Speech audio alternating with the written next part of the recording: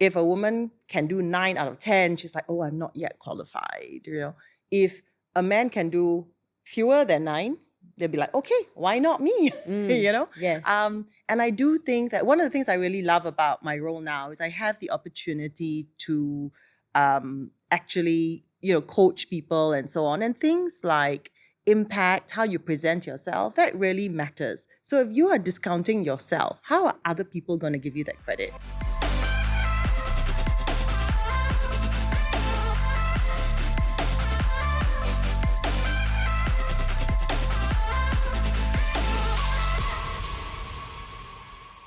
Before kicking off, I'd really appreciate it if you could show After the Bar some love by giving it a 5-star rating and hitting that follow button on Spotify.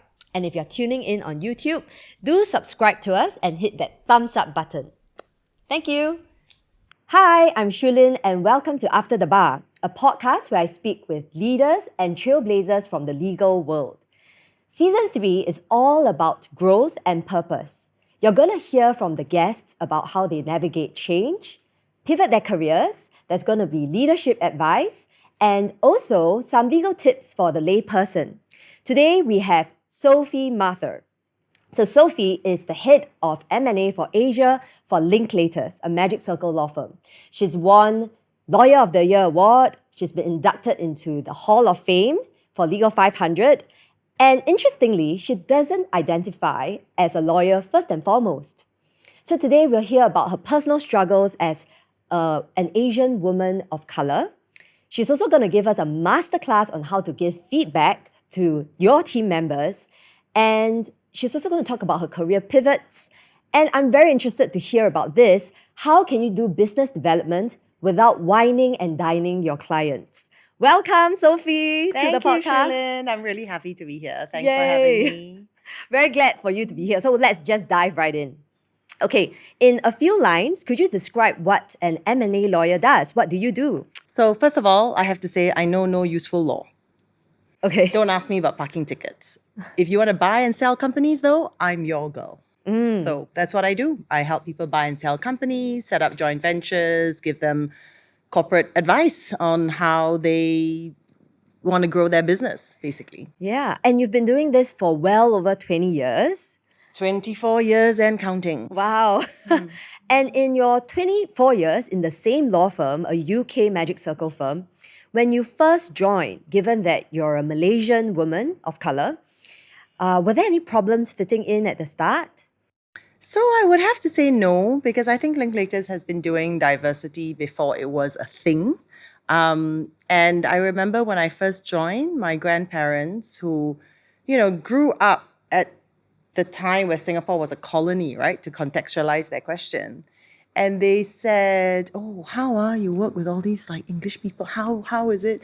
And I said, Grams, they don't care. Even if I could be blue, they don't care as long as I do my work. And I really believed that at the time.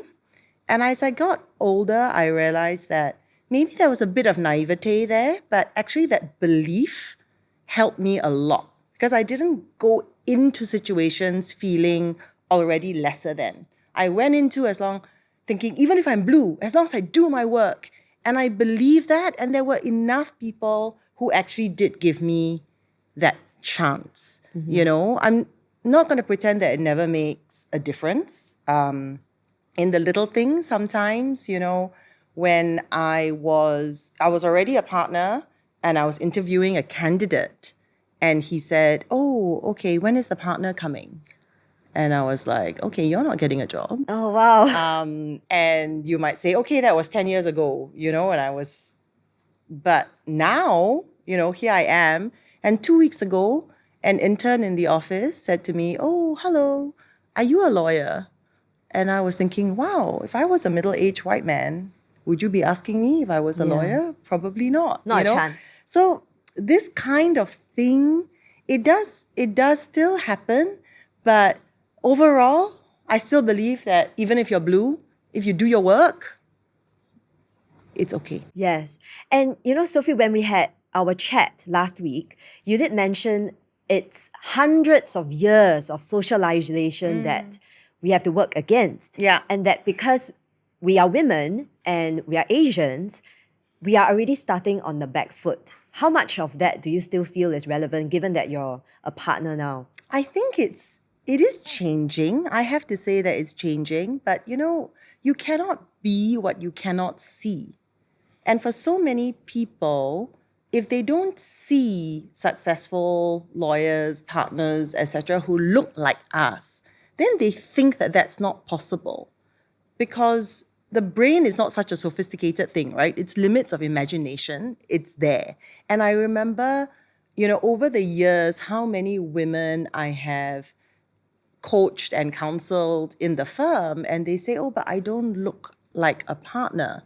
And I'm like, well, what does that mean? Let's interrogate that. You are smart enough to be, you're hungry enough to be. Why not you? Why not you? And I have to give Mindy Kaling, that's what she called her book, right? And all credit to her. Why not me? And that is so true. That encapsulates it, right? You have to go into situations going, why not me? And the times where I have felt a little bit nervous, because I remember when I was coming up in Singapore, it looked like a lot of the international firms, the top person leading the team would be a white man, and then the number 2 was an Asian woman. There were quite a few teams like that. And for a while, my team was like that, right? Like I was the sort of, aspiring and the Asian woman. And I thought, can I ever make it to the leader of the team? Am I just a reliable lieutenant, And a lot of women get into that reliable lieutenant mode, Yes. But I'm like, no, why not me? Yes.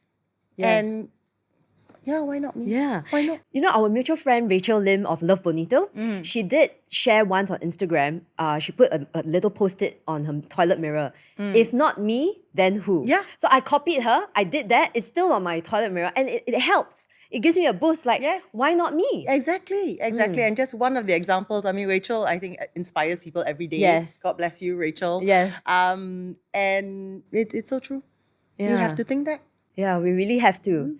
And now that you've been a partner for over 10 years, do you view things a bit more differently? Because you said that previously you thought, even if I were blue, I work hard, I can do it, right? But right now, you see and you interview other women and they feel less than, they feel inadequate. They literally discount themselves and allowing other people to discount themselves further. Yeah. Do you see things differently? How do you see it? So I think, it's quite nuanced, right? Because I don't want us to get into the trap of like, we have to fix the women, right? Because there are actually systemic issues at work, including hundreds of years of socialization, right? So it's not as simple as you must fix the women, right? But at the same time, I do think that women do discount themselves a little bit. And that classic example of, and there have been so many studies on this, you send out a job description. If a woman can do 9 out of 10, she's like, oh, I'm not yet qualified, If a man can do fewer than 9, they'll be like, okay, why not me? Yes. And I do think that one of the things I really love about my role now is I have the opportunity to actually, coach people and so on. And things like impact, how you present yourself, that really matters. So if you are discounting yourself, how are other people going to give you that credit? So I'm in the middle of mid-year appraisals at the moment. And one of the associates, we're talking to her about how to have more impact. And in preparing for the conversation, one of my colleagues said, that's such a difficult one, right? How do you...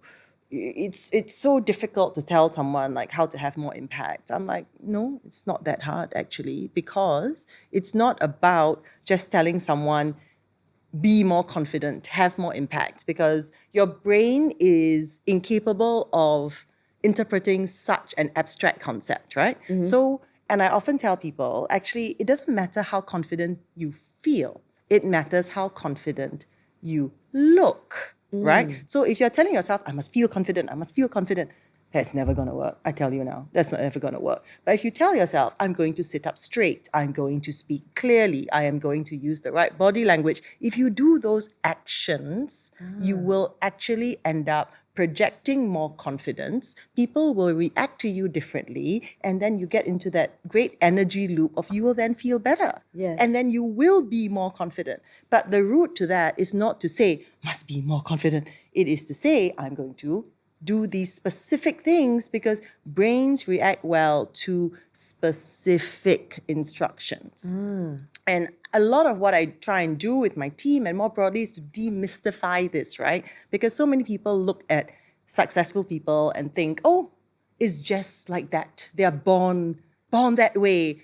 Nah, nobody, well, maybe the blessed 0.0001%, but even then I don't believe it. Yes. No one is born any particular way. So I do, this is a very long answer to your question, but do I still believe that as long as you do your work, it doesn't matter? Yes, I do. But my definition of do your work has expanded. It doesn't mean that I just sit at my desk and produce a superb document. Because as your role grows, what you need to do grows. You need to make an impact. You need to inspire confidence. You need to grow relationships. So with that expanded definition, gosh, that's so lawyerly of me, isn't it? But with that expanded definition, if you do your work, it doesn't matter. Yes. Yeah, that's amazing. And because now you're in the middle of mid-year appraisals, I remember something you said to me once where you were on the cusp of partnership about to get promoted, and someone made a comment like, oh, Sophie is so smiley, so nice, so that had a kind of impact. Had a massive impact. Yeah. Had a massive impact, and almost had an impact on my promotion prospects, right? Because people were saying, well, she's an M&A lawyer. She needs to negotiate. She seems so nice and smiley. This man was saying on the basis of me bumping into him in the corridor a few times, can she really have gravitas in a meeting? And that's another example, sadly, of, that socialization we were talking about and what effective looks like. But I also learned what sponsorship looks like because for a partnership process, you have more senior folks, the existing partners who sponsor incoming partners, and they are like your campaign managers. They talk to the other partners about you, and they're literally called your sponsor. But in the broader world, actually, this is also, sponsorship. And my then sponsor, he told me, look, this feedback has come in. We need to address it. And that's important. He didn't say this guy is clearly talking nonsense because, you have to deal with reality.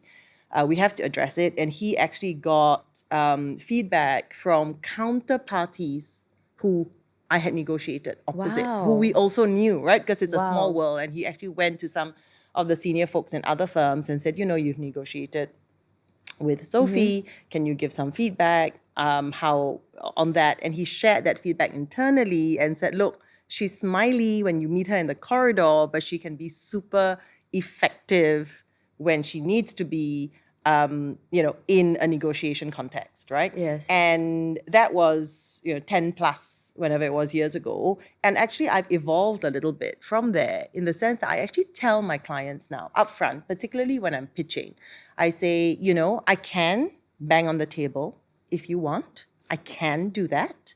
But, in this region, you're doing a lot of joint ventures, right? You want to get what you want while still preserving the relationship. Because this is not a buyout. You are going to stay with this counterparty. And in the negotiation, I am your ambassador in that. So rest assured that I will protect your interests. I will get you what you need, but I'm not going to bang the table to get it. So don't worry. I still have your back. I'm just not shouting. Wow. That is a masterclass on how to pitch to a client and preserving a relationship. That's absolute gold, Sophie. Thank you for sharing that. Your trade secret. You're so generous in sharing that. And on the topic of pitching, full disclosure, Sophie is my client, right? And, in our conversation, you did mention women are a bit shy, or in colloquial terms, paiseh, to ask. To ask for the introduction, to ask for the favor, to ask for their turn. And I'm going to share this if you don't mind. Like, this was 6 months ago when I met you for coffee and you shared with me that, look, our firm might be looking to hire. And then I went away quietly doing the work because I wanted to make sure I could deliver first before I come back to you. But 3 weeks later, I came back to you and you said, Shulin, I did not hear from you. I've already instructed another firm. I was so crushed because I knew I could deliver, but yet I was so afraid to just ask without confirming first what I knew. Does that still happen to you now that you're... Yes, it does still happen to me. And, just last week, I was on a business trip in Manila, and then we had a particular lead we had heard, oh, so-and-so, might be doing something. And we were sitting there cracking our heads, how do we get an introduction to so-and-so? And then I was like, oh, my friend actually knows so-and-so really well. And it's a friend. And it took me so long just to send him a message saying, hey, can you introduce me to so-and-so? And I was just, oh, it was so hard. It was so hard. And I had to really talk myself through it. I was like, why is this so hard? He has asked you so many times to introduce him to people. It's not a big deal. And then I had to self-talk myself to actually, I'm not asking him to go out of his way. I'm not asking him to put his credibility on the line by making the introduction because, I am a credible person, right? For him to say, oh, there's this law, you might be doing a transaction. I know a lawyer who might be able to help. Can I introduce you? I am a lawyer who actually can help. Here's the list of things I have. I had to convince myself before I had the gumption to write this 10-second, hey, can you introduce me to so-and-so, to someone I know really well. Yeah. So yes, it still happens. I don't want anyone to think that, it all just is so easy after doing it for so long. Yes. And I have to, there's another partner who I joke, I'm like, you are terrier-like, you just WhatsApp people into submission. And actually things like that, technology like that has helped because, it's a little, you can be persistent without actually, taking up so much, you're not, it's less confronting than calling someone 20 times, right? Whereas you can follow up with a WhatsApp. It's you're a little bit softer in a way. So that does help. But it still takes me a bit of courage to, ask people for things. Why do you think that is? So I'm the same. I think we share that in common. Yeah. And it's funny because you're head of corporate Asia for a Magic Circle firm. You clearly are good at what you do. Yeah. And yet there is that inner voice that says it's preventing you from sending that text. Yeah, exactly. So I was wondering about this, and then actually there is research that explains why.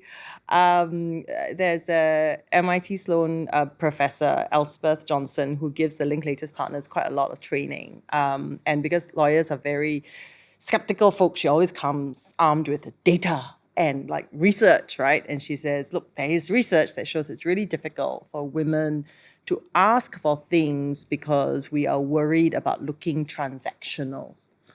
If I ask you for something, I must feel like I can almost immediately reciprocate.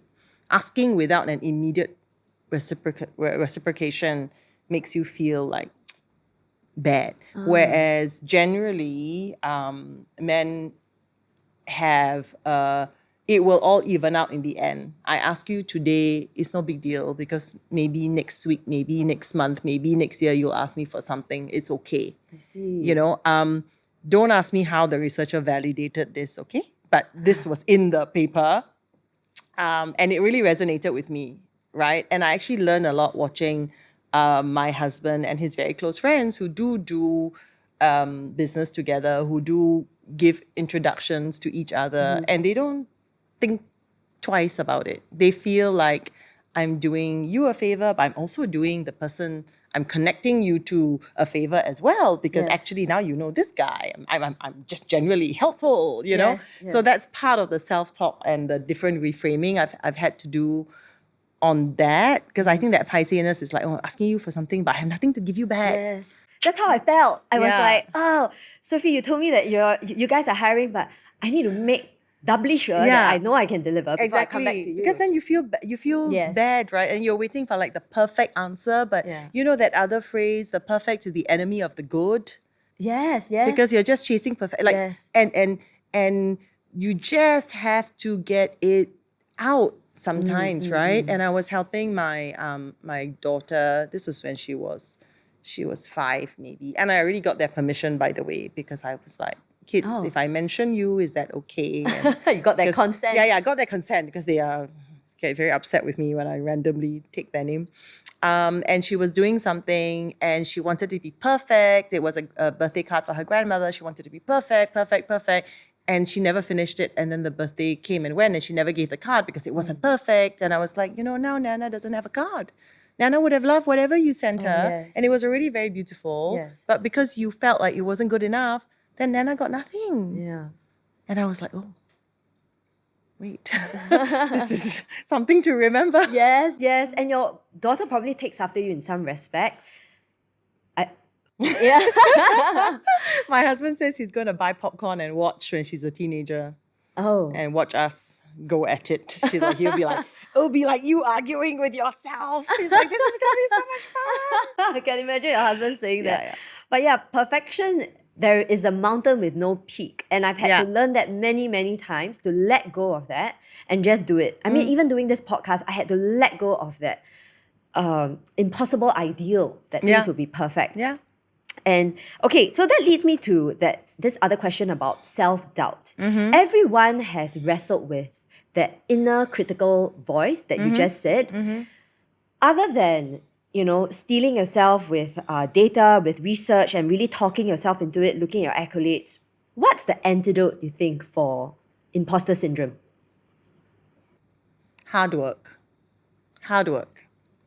I think that, I know we just talked about perfection, right? But this is a different thing, right? Like preparation. If you are prepared, then you will be okay. It's a little bit when I was training for my first half marathon, which was a long time ago, to be clear. But the concept is the same, right? I said, I have a training program. If I do the training, I will get there. It may not be the perfect time and the idea, whatever, but if I do the training, I will be able to get there.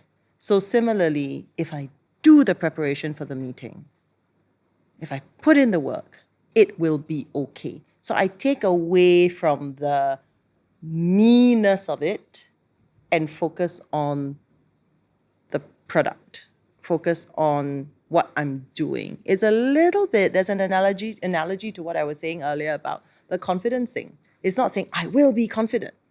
It's saying, I am going to A, B, C, D. If you break it down, then that helps a lot with that imposter syndrome feeling. And I think the other thing that helps a lot is just having cheerleaders in your life, right? Yes. Because all this preparation, etc., it's still mind, right? It's still mind. There's also the soul, right? That feeling of not being enough. And often this imposter syndrome, it's a nice way of saying, I don't feel enough, And nothing I do is going to be good enough. So you treat that at its source, right? And I am so lucky to have so many cheerleaders, right? Like people who just think I'm amazing. And like my sister, I was taking photos for her before this because, everything I do, she's like, oh, this is going to be amazing. This is going to be so much fun. And you hear someone sometimes when your own voice is not loud enough, someone else going, you're going to be amazing. It's going to be terrific. Like, oh my gosh, like, wow. Yes. Then that is the record that you hear, right? And that's what we try and do for our kids, right? Yeah, that is absolutely. Yeah. So putting in the reps, the hard work, and surrounding yourself with your cheerleaders, that's what helped you overcome that inner critical voice. Yeah. So even as someone who's at the top of her game right now, do you still have moments when you don't feel good enough? Of course. I was going to say, I'm not at the top of my game yet. I still have a long, long way to go. And I don't mean that in a like, oh, never be good enough. I mean, I have a long way to go in this path. Yeah, of course. I think we all have those. We all have those moments, right? There are some things that I'm not so good at. There are some people who, are very good with, let's say, drafting on the fly. I hate this thing. Nowadays people put up the document on the screen and you're drafting like in real time. And I'm like, okay, if you let me go away for 10 minutes and have a think, I will do something very, very good, right? I'm not saying 2 hours, whatever. I'm saying 10 minutes. But drafting in front of an audience, that's quite hard, right? And sometimes my associates are actually better at it than me because they are very used to drafting typing, right? Whereas I still write it out, and that is a bit of a disadvantage in this drafting on the fly world, right? So moments like that, I'm just like, Yes. So, Sophie, when I first met you years ago, I was scared because I had heard certain things about One day you. I'm going to ask you what you heard. Maybe you should tell me now what you heard. But so when we, and notice I say we, when we become more successful, we would attract more gossip, more rumors. I want to know how you deal with negative comments. Well, I think, I am in a way lucky. My brain has an automatic editing function. It doesn't just ignore lah. I'm not saying it's so easy, right? But I think you have to go out in the world with an intention, right? And sometimes that intention can be misunderstood or unseen. And as long as you are going out with that positive intention, then your conscience can be clear, right? I do think, though, that sometimes that's not a get out of jail card, because I had a very tough moment early on in my partnership years where at the firm we have this 360 feedback. And I got my 360 feedback and it was brutal. And I remember going to the then managing partner's room and just sobbing. And I was like, I don't understand. How can this be? I care so deeply for this team. And look, they and I had all these good intentions, right? What did they say? I think that part of my brain ruthlessly editing. I cannot remember the exact phrases now because it doesn't really serve me to remember those exact phrases, right? So I can't remember, but it was awful. It was awful. Like I was, really hard on people was the general theme of things. Didn't care about them, and that really hurt me because I was like, I care so much. Like why, And then I took a step back and I said, okay. My intention in this case, not that it's irrelevant, but if people don't see that intention, I can't just say, oh, I have good intention, game over, right? I need to see how I'm showing up to them. This feedback is valid. It's not for me to question whether it's accurate or inaccurate, because this is how people are experiencing me. I need to address that, right? And I got a lot of support from the firm. And I actually had we had a business psychologist, and he went through the feedback and he went through my self-assessment, when they ask you those 500 questions and so on. And he was really insightful. And he said, the mismatch here is that you care very deeply, but it's not coming across, right? So when you're telling people like the work is not good enough, they feel very like criticized and so on. So then I adapted to make it a more coaching approach, right? Like, let's talk about this piece of work, not just like, oh, this is wrong. And I'm like, okay, I understand. Some of it is softening like the messaging, right? I understand why you drafted it this way, but if you do it this way, there's a gap here and here. So what do you think about this? And I actually at one point had I wrote it on a whiteboard in my room saying, "What do you think?" Because one of the things I was doing is like, if I know the answer, like I'm talking to someone, I know the answer, I'm like, okay, do this. Whereas that wasn't giving them the space, right? So they felt very oppressed, you know? So I would say, "Oh, what do you think?" Even if I knew the answer, I'd say, "What do you think?" And wait. And the first few times, I think I was waiting like this because I was like, you know, like it doesn't come naturally. Because I'm like, I know the answer. You know, so I would say, "What do you think?" And then just bring people along on that journey with you, you know, and also humanizing yourself in the sense of people. And that's why now I talk a lot about my process. I talk about, you know, I prepare for meetings. I think about how, you know, what my posture is like, all these things. I break down my process because one of the challenges where people were like, you know, she's a machine. She's just a machine. And I break it down so they can see that it's just a human being trying really hard and working really hard. It's not a machine, you know? Yes. So I think that was a real growth moment for me. It was, I'm not sure I'm giving the depth of my despair when I was like sobbing in the Managing Partners room at that time, because it was some time ago, you know, that wound has sort of healed. But I'm really proud of myself, actually. I'm proud of myself that I said, look, I'm going to change because my outside doesn't match my inside. My actions as they are perceived don't match my intention. And I need to change. It must have been very hurtful to have your intentions not perceived the way you want them to be perceived. Because I had the same experience. When I was speaking with my team members, I was so shocked to realize that they felt they were not good enough for me. When all I was trying to do was to be that kind of leader that they deserve.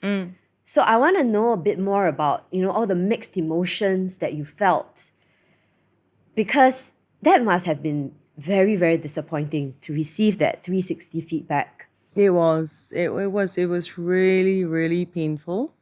And, you know, I think when partners write appraisals for associates, we are very conscious that, you know, it has an impact on their career and so on. So you write things in quite a measured way. Whereas the associates don't think like that, right? They kind of also feel it's a bit like a venting moment, you know? And so it was very untempered, right? It was like, oh, you know, she doesn't care about the team and all these things. It's just like that feeling of being misunderstood was very difficult. That feeling of like, how is this so far away from my reality is very difficult. And also, of course, you take it personally, right? You're thinking, well, what kind of human being am I? People think this about me. It's really it was really hard. But yeah, you know, I think the happy ending to this story is that, you know, the team morale is very, very high now.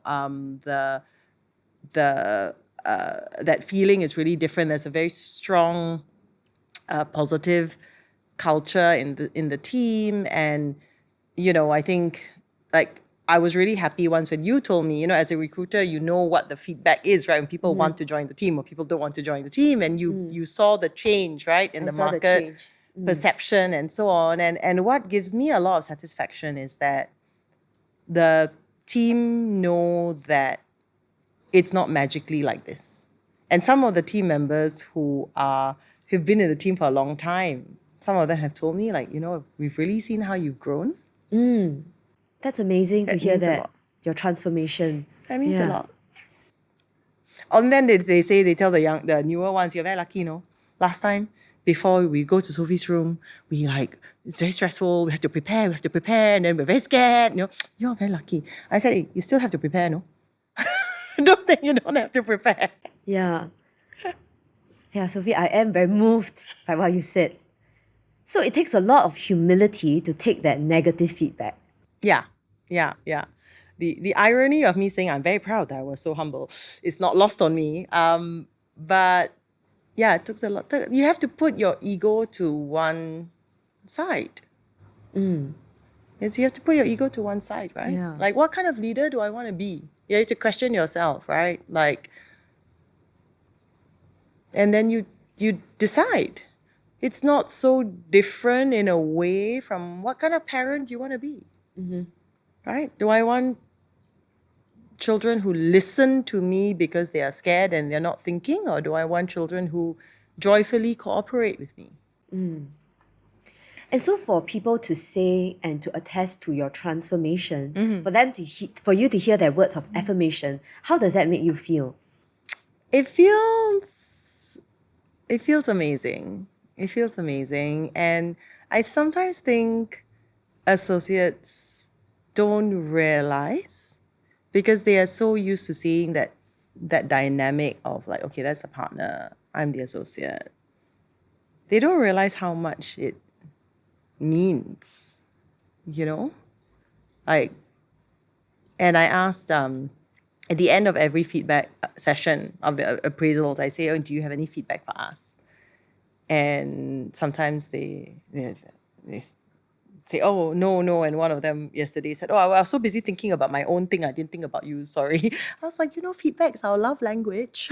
I said, not just positive feedback, but, constructive, because that's how you show you care, right? Yes. Thoughtful, constructive feedback is how you show you care. Yes. So that's our love language. But the words of affirmation are amazing, but even more than that, right? It's like when they leave the team, and some of people have left the team to do really amazing things, and I get messages saying, I was in a really difficult meeting today and I was thinking, okay, what would Sophie do? Wow. Like, not what would Sophie say from a technical legal point, but how would Sophie like deal with this difficult situation? I get messages like that from people who are now super senior in organizations, and that feels really good. Yes.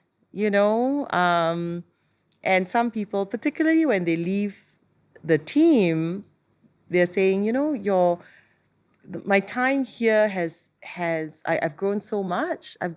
And it's people who are departing that, they have that perspective, right? And it's so hard for them to.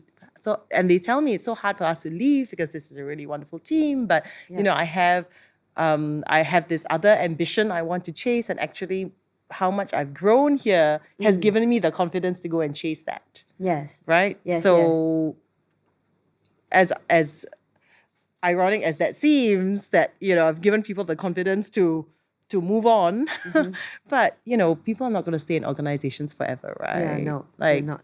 You are just part of their journey, and if you can leave them stronger and better for whatever they decide to do next, like that's a gift both ways. Absolutely. Hey guys, I hope you're enjoying the episode so far. We'll continue to dive into this conversation after this short break. I'll be super grateful if you could hit that follow button on Spotify or subscribe to this channel on YouTube. Please don't forget to leave us a 5-star rating on Spotify or a thumbs up on YouTube. It will really help us achieve our goals to make a bigger impact in the community. Thank you so much, and I hope you enjoy the rest of the episode. So on the topic of feedback, you said feedback is your love language. Yes. You mentioned to me that your son, your 9-year-old son, gave you a masterclass on how to give feedback to your team. He did. And I did tell him I was going to share this. So one day he says to me, Mummy, sometimes when I'm talking to you, I feel like you're not listening. And that makes me feel sad. So lesson number 1, he says, he doesn't say, you are not this, he just gives a very specific, like, I feel, when you do this, it makes me feel like this, right? So that's a classic feedback construct. He doesn't realize he's in a framework, but I was watching this, I was like, oh my God. Okay, so he says, it makes me feel like you're not listening to me. Can I give you some strategies to help with that? Oh my gosh. Like, from a 9-year-old. I was like, yes, darling, because it's really important to me that as I'm really trying to listen, I'm really sorry that you don't feel like I'm listening. Please give me some strategies. So he asked for permission and was kind and helpful, right? Can I give you some strategies? I said, sure. He goes, and he gave me some concrete strategies. He said, sometimes I'm not actually done and you're interrupting me with a question. So maybe when I'm done speaking, Mummy, you wait 2 seconds to be sure I'm really done. And maybe sometimes you wait you save all your questions for the end. I said, okay. I am very impressed with And Kian. yeah. And then fast forward a week or so, he goes, Mummy, I've noticed that you've become a really good listener and you're really using the strategies. Well done, Mummy. And I was like, oh, so positive affirmation. And then another week later, he says, Daddy, I gave Mummy some strategies for her listening and she's really doing it and she's such a good listener now. Even more validating because you are telling not the person, but you're telling someone else in front of the person. Wow, amazing. And I was telling my coach this and she was like, oh my God, this is how I teach people to give feedback, right? Like Amazing. it's amazing. So yeah. Wow. So I tell my team now, guys, if Kian can give me feedback, you all can also give me feedback. Oh, well done, Kian. Just do it kindly, right? So how did you make giving feedback an ingrained part of your team culture? I'm still working on it. I'm not exactly where we want to be, but I think a few things, right? Like it feels try and make it as organic as possible. Like sometimes I try to make it a habit also. At the end of a meeting, of a big call, I'll say, how did that go, guys? Like, what do you think went well about that? And this is a top tip, right? Start with what do you think went well? Because if you go straight into what went badly, it's very hard for people to feel they're criticizing someone else, right? So you need to warm up with what you think went well and give people a chance to also reflect on something well done. And the other factor is people overlook the power of articulating what went well because actually, if you know what you did well, you can replicate it. Oh, okay, I'll do that again next time, right? So what do you think went well?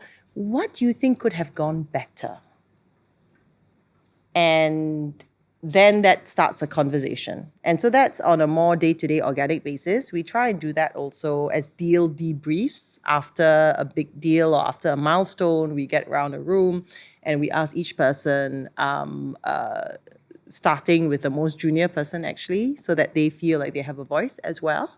And I have a third question, which is, and what went well, what could have gone better, and what would have helped you do your job better?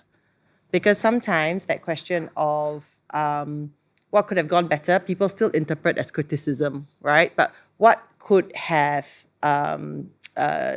others done differently to help you do your job better, that's a more enabling framework, right? And sometimes I give people examples when I'm asking them, like, what can I do to make your job easier? And then they're like, don't want to tell you anything bad about you. And I give them an example. I said, for example, sometimes when I give people comments, there are associates who want to discuss the comments immediately, that they want to work through real time. And I'm okay with that. There are also some associates who actually want to take that away, read the comments, and then come back when they've had a time to digest. I said, both are fine.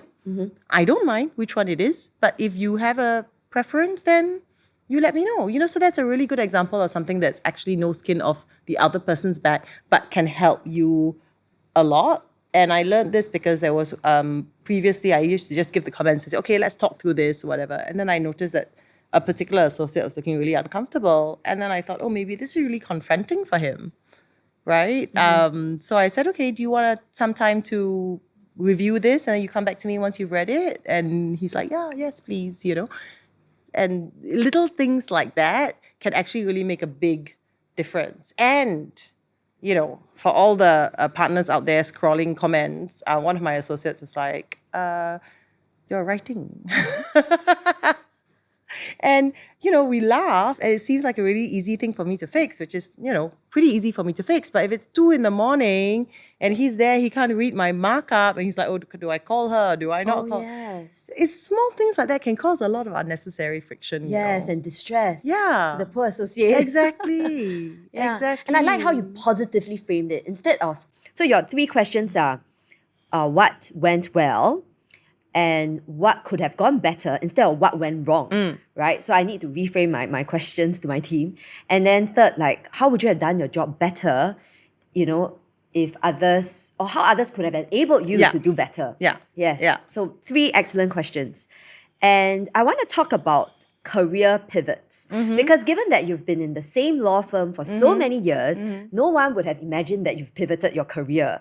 I can pretty much figure out where and how, but very curious about that. Can you talk us through your career pivots? Sure. So some of it is market driven, right? Because certain industries will be busier, will be hot at certain times. Like, for example, now renewables is a really big part of our practice. And so I've had to learn quite a lot about renewables in the last 3-4 years because we do so much. So that's one kind of more obvious example of pivoting towards particular sectors. But another pivot I would say is that before I was expecting my older two, who are now 9.5, before that, my work was very, very focused on Indonesia and other parts of the region and a bit less work in Singapore. That's just how it had evolved. And then I thought, while I was expecting them, I was thinking, gosh, I really need to rethink this because how am I going to travel 3-4 days a week with the kids? But I still have a business that I need to develop, and I said I need to pivot some of my clients, some of my work to Singapore. And then towards the end of my parental leave, so I was still technically on parental leave, one of my clients called me and I'd done a lot of his deals for him in Indonesia. And he said, I have a deal in Singapore actually. He said, can you do it? And I'm always upfront with my clients. And I said, my experience hasn't been so much for this kind of listed company in Singapore. And he said, no, I trust you. Because you know what we need. I trust you. You'll figure it out. And he said, but can you come back next week to the office? And instead of, when I planned, and I thought to myself, this is such an opportunity. It's a couple of weeks earlier than I thought, but it's such an opportunity to pivot my business because sometimes, and we've all experienced it, right? Like, you just need that one break to build your CV, to break into that particular part of the market, and then it builds on itself, right? But I needed one Singapore listed company cred.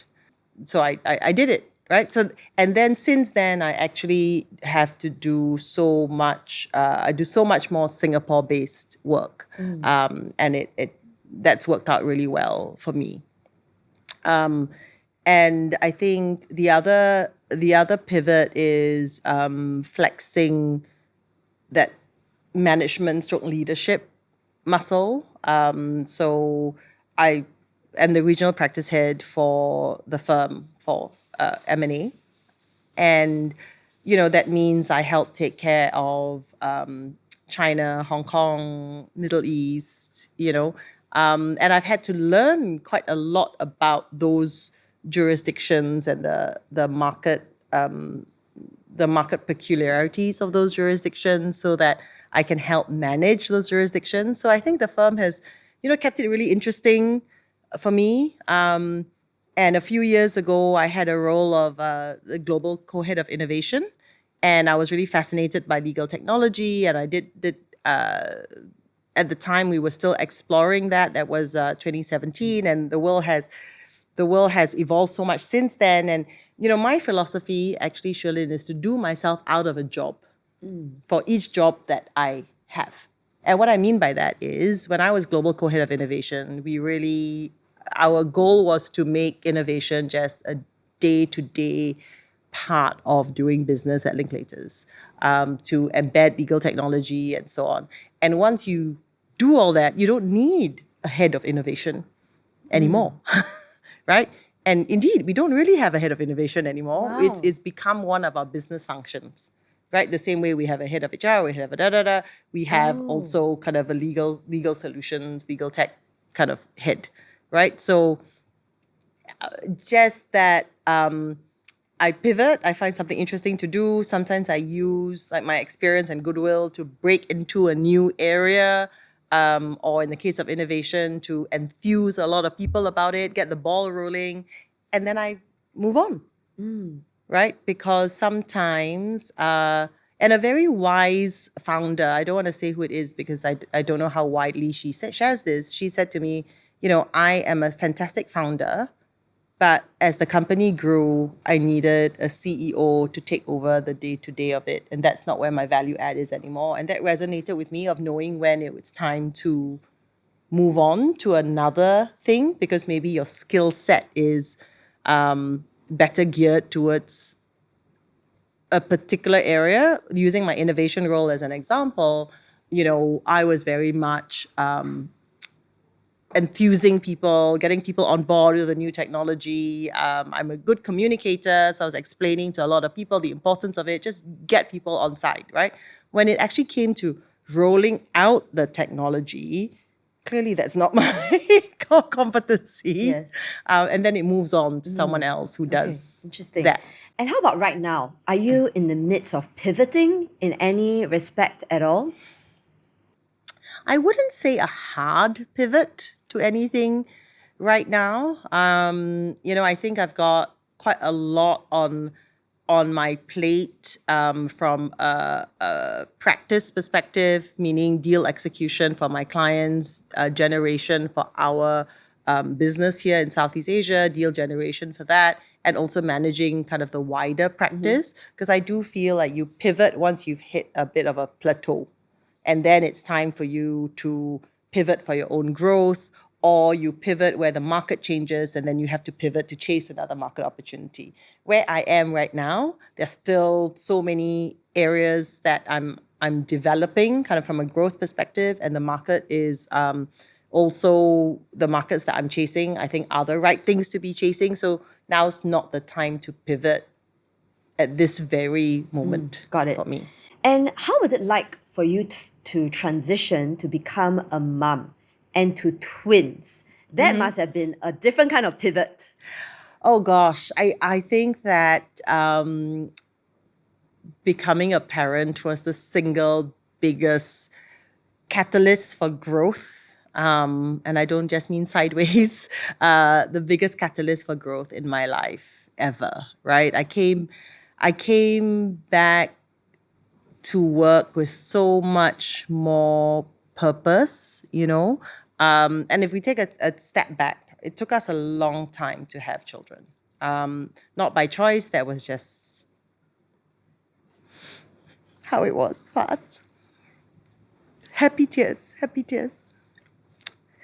And these children were so wanted, and in fact, I would tell other women, because I was already a partner when I had kids. I would tell other women, I don't want you to think I waited to become a partner to have kids, right? I don't want you to think that, because actually I knew a lot of people thought, okay, she's waiting till she becomes a partner first, and that wasn't the case. That's just how long it took, right? And I told them, I said, I don't want you to think that happened and then plan your life like that. If you decide that yourself, you do you. I'm not saying do or don't do or whatever, but don't think that that's the right way to do it, right? It's just how it turned out for me. And so after a very long journey, we had our kids, and it was really tough. I want to tell you it was magical. It was really tough. My twins, and then a lot of challenges with the physical challenges with the pregnancy and so on. And I remember going on parental leave early because of the complications, and still feeling like, oh, I'm missing out on a lot at work, right? There's some very big deals that I'm missing out on, and just having to remind myself, that's urgent, but this is important. Like, this is, I really, really want this. And of course I did, but sometimes you get into that tunnel, right? You're in the middle of a deal, and that's all you can see, when actually there are other things. Then Kian and Ayla came along, and coming back to work, as I was saying, jumping back to that point, I came back with so much more purpose, because I was thinking to myself, I'm giving up time with my kids to be here. I could be with them. So if I'm going to be here, this is not going to be a time pass. I need to knock it out of the park because I'm giving up so much to be here in the office, So that really gave me such a even more purpose than ever before, right? And then I found that being a parent, because it helped me evolve so much as a human being, it really helped me at work as well. Just in terms of, your skills in managing your own emotions, in being sensitive to others, and I want to be clear that I said being a parent did that, not being a mom, right? Because I've seen the same evolution in my husband, and I'm sure many dads feel as well. Just because you grow as a human being, you do life better, right? That, helped a lot. And I think the other thing was just giving that sense of perspective. There are other things in the world. Which is why you don't identify purely as a lawyer. Yeah. I mean, you just had a surprise baby 2 years ago. Yes. In addition to the team. Yes, my beautiful COVID baby. And he is, he's a delight. If I say he's my favorite, will that be recorded for posterity forever? Well, he is. There you are. And, I said for the first two, there were various complications and so on. But with him, it was such a surprise. And I was older, or even older. I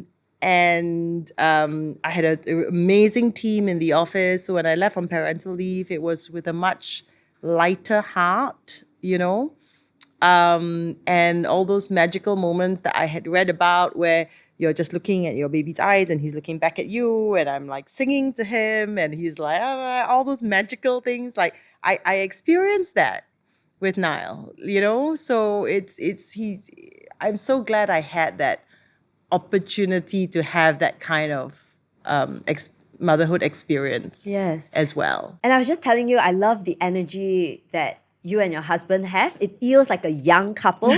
It doesn't feel like someone who's been married to each other for 15 years. Yeah. So maybe it's the young surprise baby. Yeah, maybe. Although we are a lot more tired ever since surprise baby came into our lives. So it feels like less energy, not more. I see.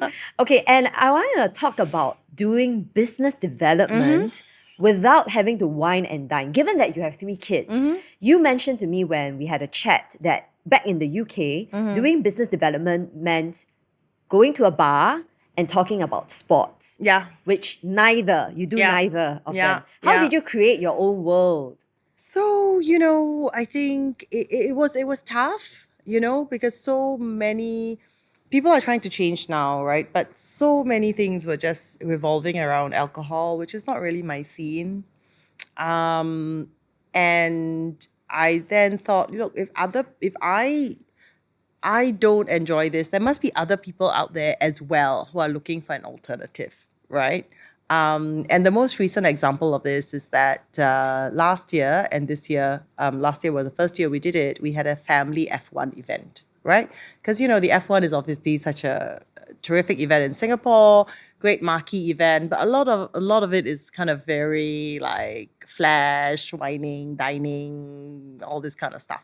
And I was getting to the point I really have to spend a whole weekend away from my family during F1 weekend. That's a lot. And then I thought, hang on, if I feel like that, there must be other people who feel like that. So I thought, wow, we'll have a family event, right? Where we have a family-friendly venue, ice cream, cotton candy, balloons, kids' activities, and we invited clients and, bring your kids. Oh my goodness, the reaction was just so tremendous. People were grabbing that event before even our kind of grandstand tickets or whatnot, right? And then so many people told me wow, it was actually really hard for me to leave the kids to do all this stuff and client entertainment or business entertainment in their case. So this is wonderful. Thank you so much for having this, and it was really, really nice. And it's just a reminder that actually, sometimes you feel like you're the outlier, but just then find the other outliers, right? And maybe there are not as many, you're not as much of an outlier as you thought, right? And I think that the thing that resonates with people is always authenticity, right? Like if I am out like haha hoo hoo at a bar, something like that's really not me. Like I love having conversations with people. I love connecting with people. I'm super interested in people. That must be worth something, Yes, right? for sure. So I try and reach out to people on more like smaller groups where you can connect with them. And another example is that one of my clients had told me that, he had a small child, so he was really trying to manage his schedule and how does he, do that. And so I had heard about a talk called Managing Your Energy, right?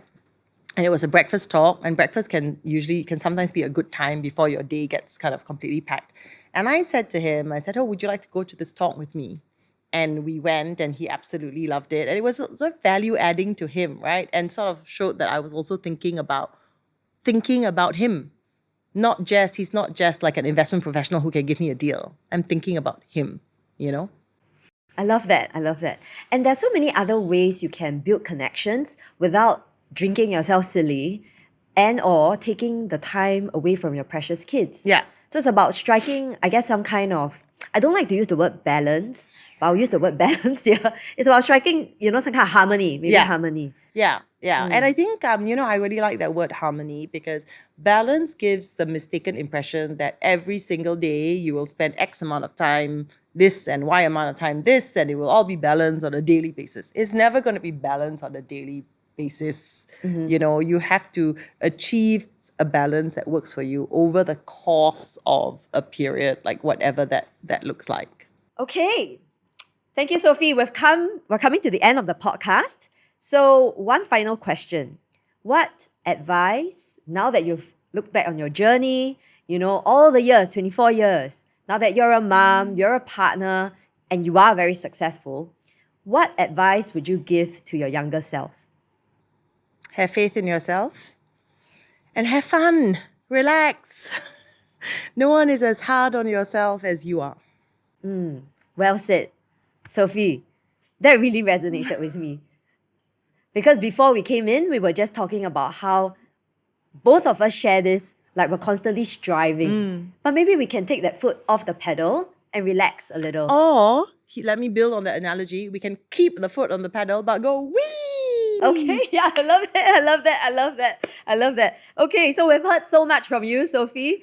Before we wrap up the podcast, we like to, do that fun rapid fire round. So what's your favorite holiday destination? Four Seasons Koh Samui. What's the book you gift most to people? Well, I've given out several dozen copies of this book, so here's one for you. Wow, thank you. I'm so honored. And the reason I give it out, I usually tell people that even very strong women need to be reminded that they are strong. And that is a good reminder. This is Milk and Honey by Rupi Kaur. Okay, and thank you so much, Sophie. Welcome. By the way, this is the first time anyone has gifted me anything on my podcast, so thank you. So, what's your biggest pet peeve? Oh, gosh. About myself, I'll say being impatient. Okay. And I love your style, by the way. Where do you buy your clothes? I'm so flattered. Me and M. It's online, which means you can buy it at 11 o'clock at night once everyone has gone to sleep. Me and M. Okay. And what's your favorite restaurant? Revolver. Oh my gosh, my favorite too. I love it. Oh I my love gosh, it. we should do a double date with Yes, our please. husbands. Yes, please. And what are you most looking forward to in the new year?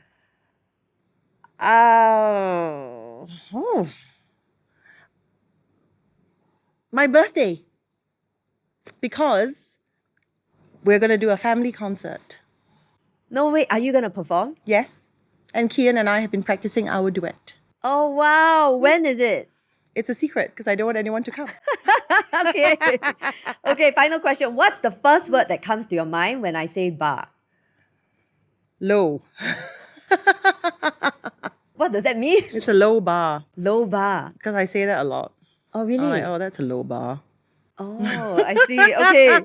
Thank you so much, Sophie, for being a guest on the show. I really appreciate you coming here. It's a And pleasure. thank you for the book. My pleasure. It's very special. So this was the first episode of season 3 of After the Bar. If you've enjoyed it, then please follow me on LinkedIn, follow Sophie as well on LinkedIn, and join us next time to find out what could be in store for us after the bar.